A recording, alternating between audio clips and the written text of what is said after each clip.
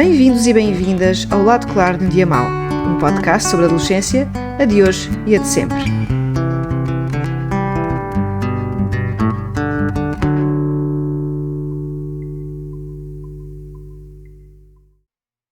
Olá, o meu nome é Ana Teresa Prata, sou psiquiatra da infância e da adolescência e quero dar-vos as boas-vindas ao podcast O Lado Claro de um Dia Mau.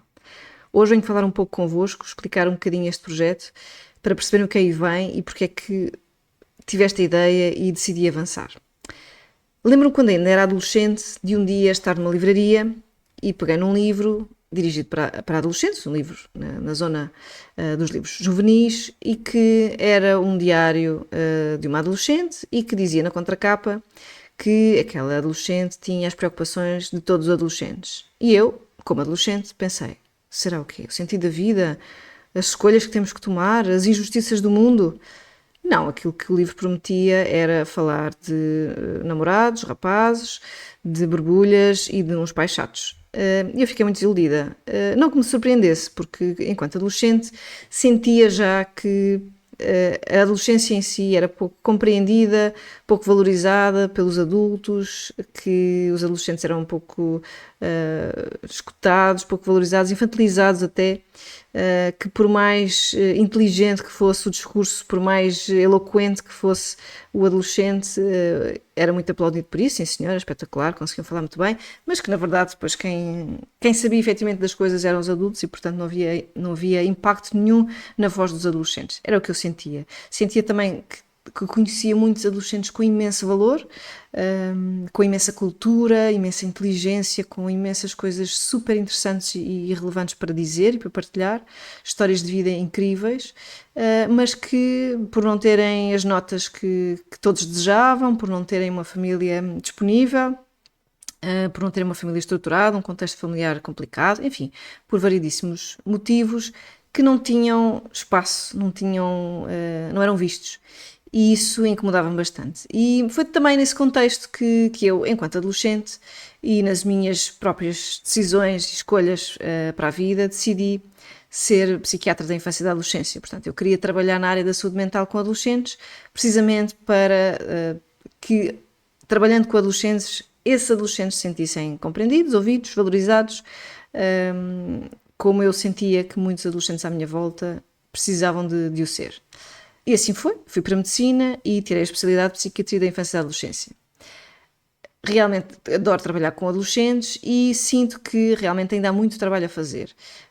As crianças são muito mais valorizadas e adoradas e compreendidas de certa maneira, apesar de ainda também terem muitas coisas que são pouco compreendidas, mas chegam à adolescência, começam a responder mal, começam a ter ideias próprias e a testar limites e há uma diminuição acentuada de compreensão e de tentativa de conexão de ambas as partes, muitas vezes. E é nesse sentido.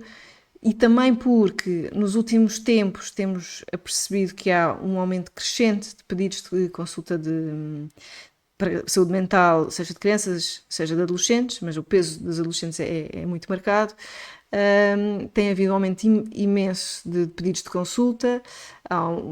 Se todos sabemos, existem várias notícias que vão saindo de aumento de sintomas de ansiedade, de depressão, e por aí fora. Ao mesmo tempo que as próprias famílias estão cada vez mais sozinhas, com muitas dificuldades na gestão do dia-a-dia e, portanto, também pouco disponíveis emocionalmente e não só para acompanhar esta fase da vida tão importante dos seus filhos e filhas, para além daqui de um peso, de uma nuvem que vai sobrevoando esta fase da vida dos adolescentes, de questões de alterações climáticas, de guerras iminentes, enfim, de vários eventos mundiais que também assustam o futuro, que assustam e atormentam estes jovens quando pensam no seu futuro e em quem são e quem vão ser.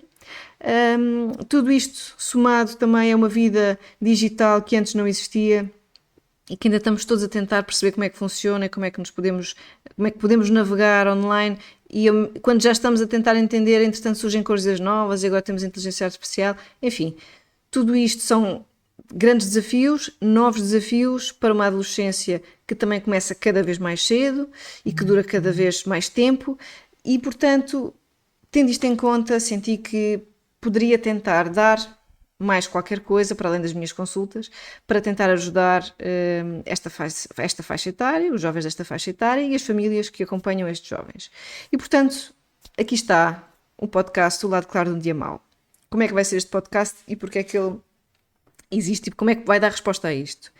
Neste podcast eu vou convidar várias pessoas para falarem um bocadinho das suas próprias adolescências, daquilo que passaram, as suas angústias, as suas conquistas, as dúvidas, enfim, tudo aquilo que sentirem que é relevante para elas e que queiram partilhar, e assim podemos todos refletir um bocadinho mais sobre a adolescência. Por um lado, tentar desmistificar aquilo que é uma adolescência normal, perceber que também o sofrimento, as dores de crescimento fazem parte, que há várias formas de lidar com elas, umas mais saudáveis do que outras, mas há que conhecê-las, conhecer outras histórias são importantes, não só para os adolescentes, mas também para os adultos, lembrarem-se um bocadinho também de quem é que foram, das dificuldades que tiveram, valorizar também o adolescente que foram. Muitas vezes há muitos adultos que olham para trás e dizem, isso eu era parvo na altura, eu não fazia ideia.